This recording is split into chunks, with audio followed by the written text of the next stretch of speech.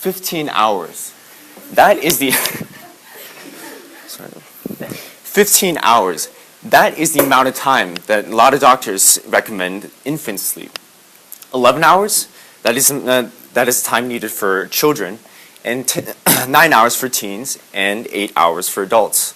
Now, what does all these numbers mean? Like, why are they so important? How is one more hour going to influence our quality of sleep? And so, more importantly, who am I to talk?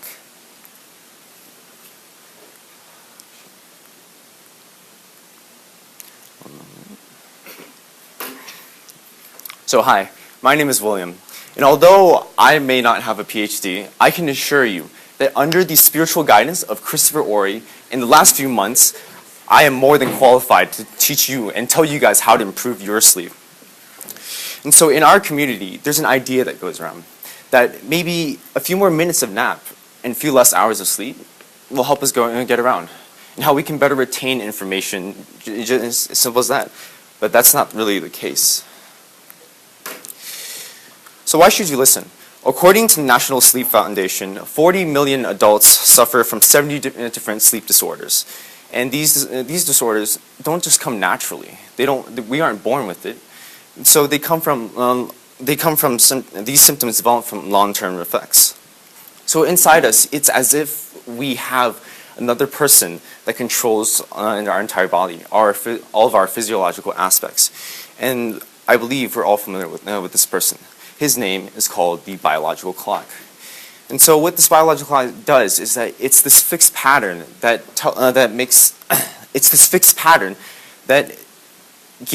controls all the chemical signals inside our body and basically shuts that down and creates this series of interesting events when we go to sleep at night.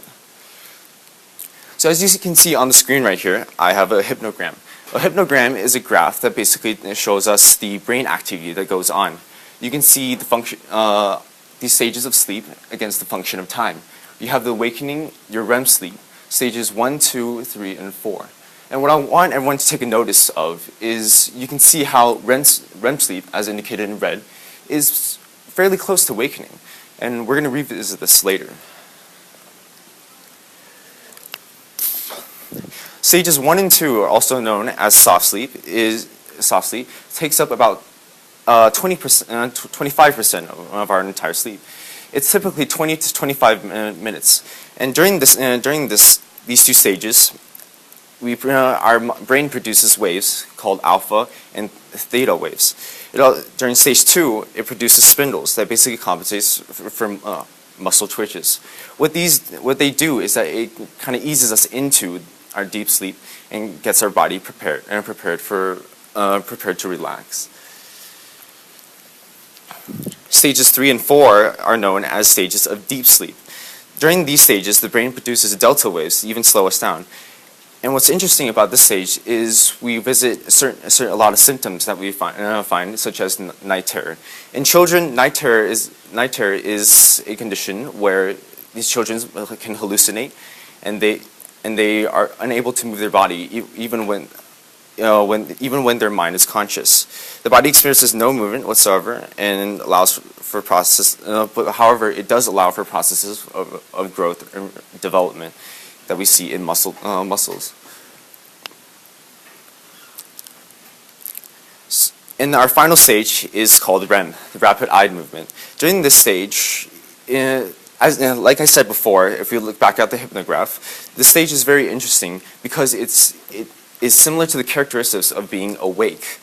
And dreams occur during this stage, and there's a myth that since so much is going on during this stage, we have so much dreams, our blood pressure increases, that we are more susceptible to, more unsusceptible to being awakened by someone, but that is actually false.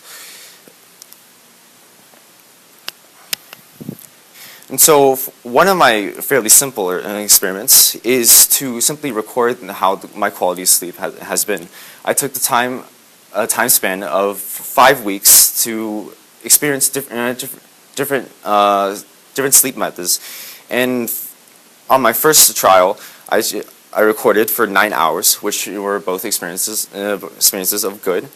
waking up to actually being pretty awakened, and 7 hours and 30 minutes. And what you can see from both the first two columns is that these times are both multiples of an hour and 30 minutes. However, when it comes to 7 hours, which is only 30 minutes off, the qualities are really bad.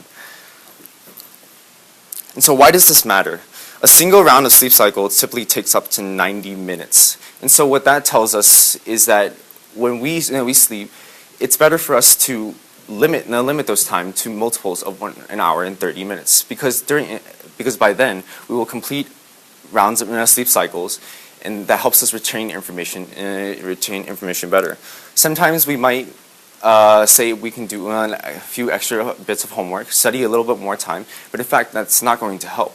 If you go over your typical sleep cycle, you'll and find yourself in stages 1, 2, 3, and 4. It definitely doesn't help you retain the information that you receive on that day. The same goes for power naps. During a typical power nap for some people might be around an hour, but that shouldn't be. It would be just like we said before. 20 minutes is the time needed for soft sleep. A power nap is simply to keep you awake, not to help you retain your information. And so, if you were to go beyond and reach REM sleep, which reach deep into REM sleep, then it would disrupt your normal sleep patterns. And so that's it. Thank you very much.